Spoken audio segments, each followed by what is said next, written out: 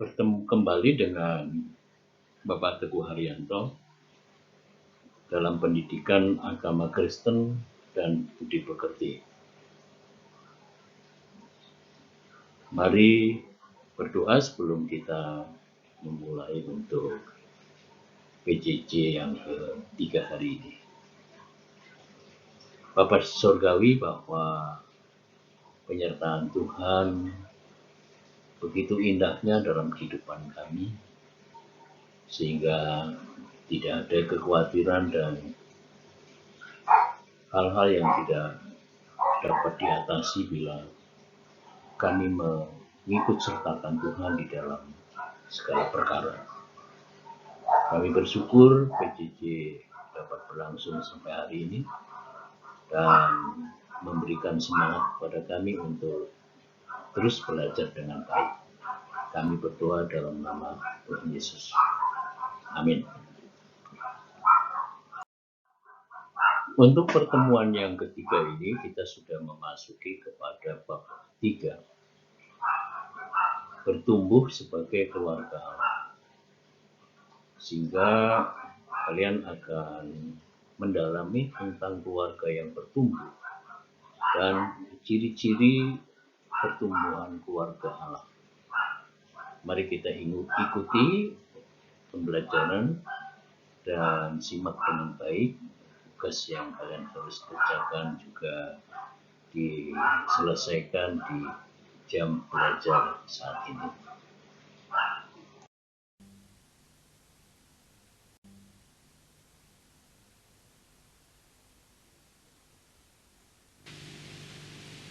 Kamu ngadu ya?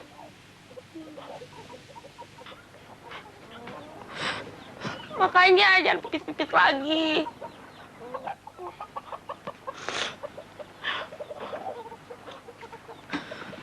Peis, aku paling tidak suka caramu. Sekarang kamu harus minum dari tempat yang sama. Ayo minum. Bah, yang Ais berikan Kara itu bukan air pipis beneran kok, Bah. Minum. Bener, Bah, sumpah. Ayo minum. Ya sudah. Saya tahu yang diberikan itu hanya air pancuran. Hanya untuk menakut-nakuti. Bener, Bah. Apa perlu Abah paksa? Ayo minum. Abah. Abah paling tidak suka dengan cara mengancam, menakut-nakuti. Cara itu sangat tidak baik. Meskipun cara itu bisa menghentikan ompol adikmu, tetapi cara itu tidak bisa kita lakukan. Mengerti?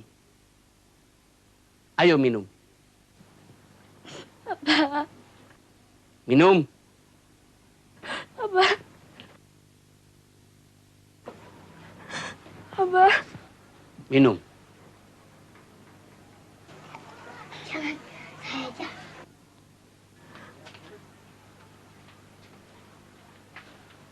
Bah, bukan Is yang salah, tapi Ara yang salah. Ara yang minum.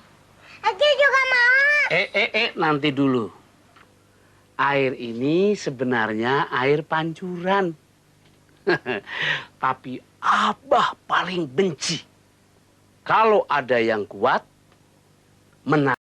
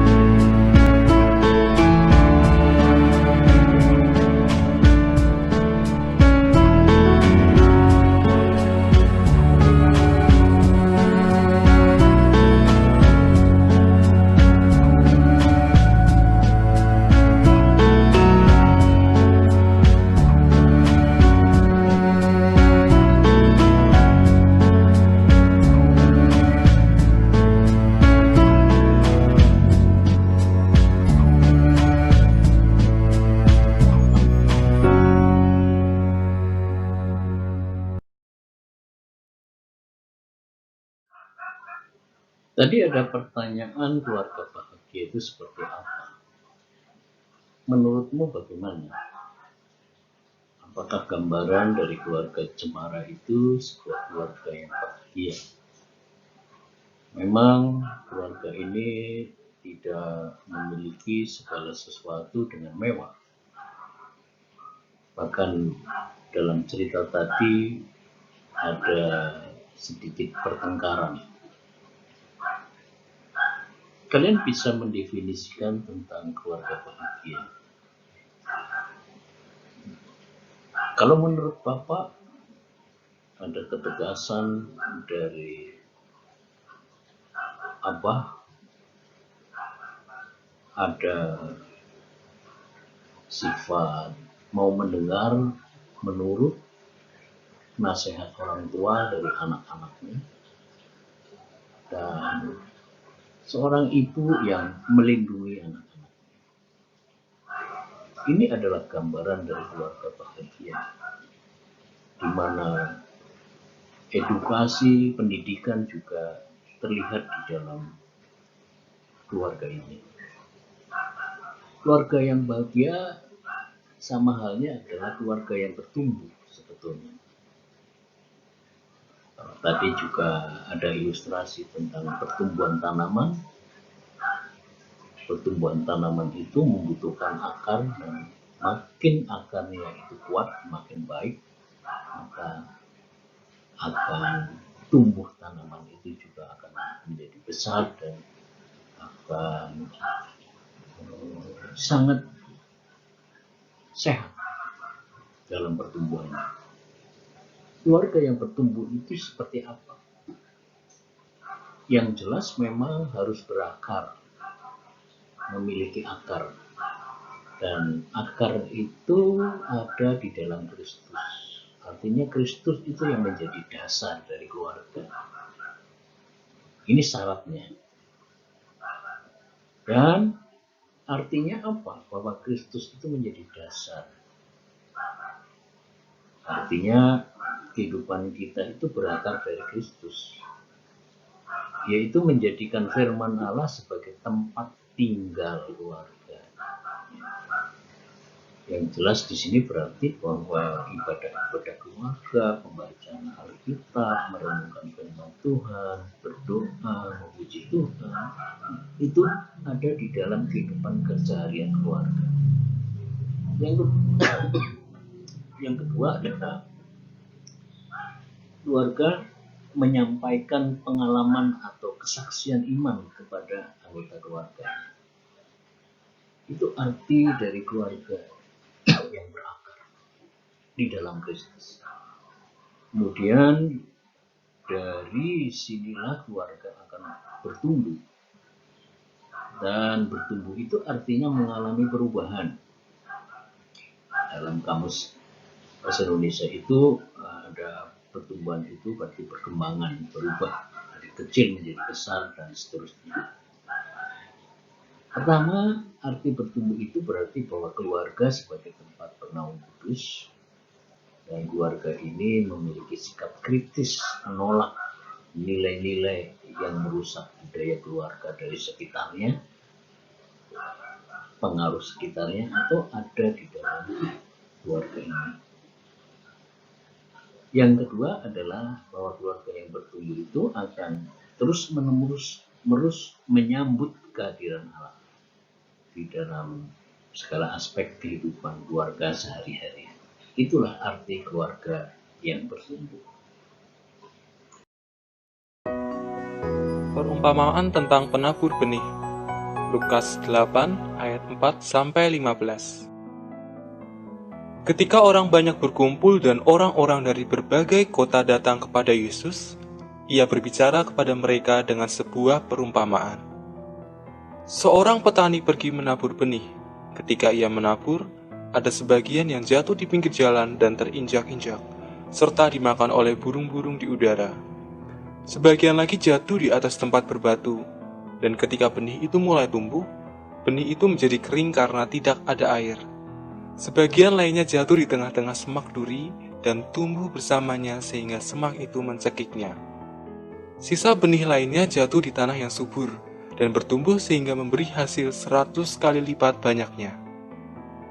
Setelah mengakhiri perumpamaan itu, Yesus berseru, "Ia yang memiliki telinga untuk mendengar, hendaklah mendengarkan baik-baik."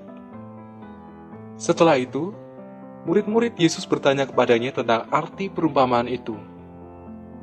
Ia berkata, "Kepadamu diberitahukan rahasia kerajaan Allah, tetapi kepada orang lain diberitahukan dalam perumpamaan, supaya sekalipun memandang mereka tidak melihat, dan sekalipun mendengar mereka tidak mengerti." Yesaya 6 ayat 9. Inilah arti perumpamaan itu.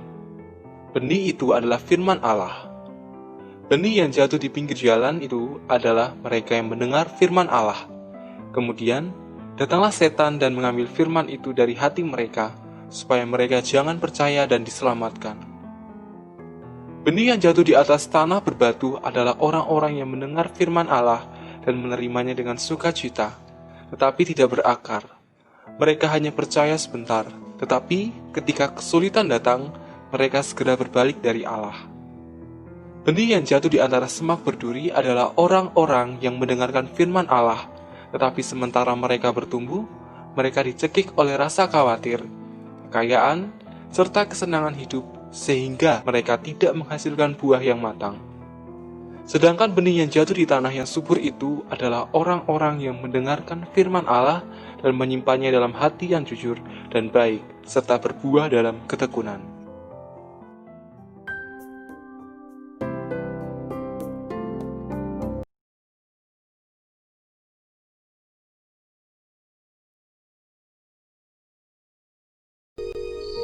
Akulah pokok anggur yang benar, dan Bapakulah pengusahanya. Setiap ranting padaku yang tidak berbuah, dipotongnya, dan setiap ranting yang berbuah, dibersihkannya, supaya ia lebih banyak berbuah. Kamu memang sudah bersih, karena firman yang telah kukatakan kepadamu.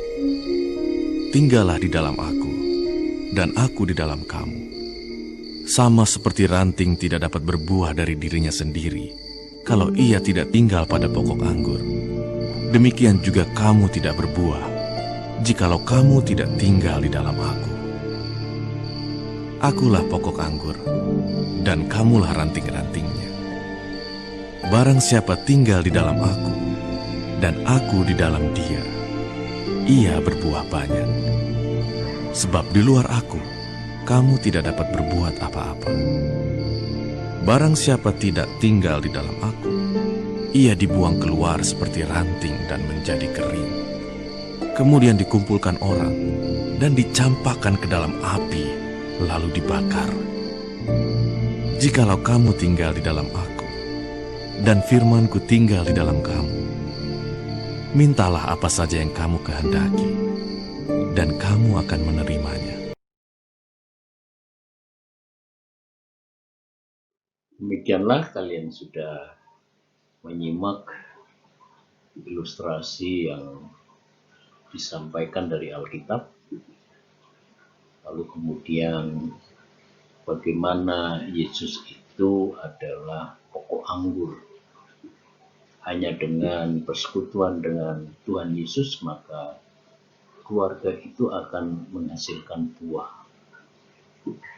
Renungkanlah mengapa keluarga Kristen disebut sebagai keluarga Allah. Apa ciri-ciri dari keluarga Allah? Bagaimana peran serta remaja untuk meningkatkan keluarga agar dapat menjadi keluarga Allah. Renungkan, dan ini akan kita dalami lebih lanjut di pertemuan keempat yang akan datang. Mari kita tutup mengakhiri pertemuan kita yang ketiga ini. Berdoa demikian. Bapa kami di surga, dimuliakan nama-Mu sekarang dan selamanya. Kami bersyukur CCC dapat berlangsung dengan baik. Tuhan tolong kami untuk dapat memampukan kewajiban dan tugas-tugas kami, baik di rumah ataupun di sekolah. Lindungi kami agar diberi kesehatan dan kemampuan untuk mengatasi kondisi new normal saat ini. Pertemukan kami pada pertemuan yang keempat. Kami berdoa dalam nama Yesus Kristus.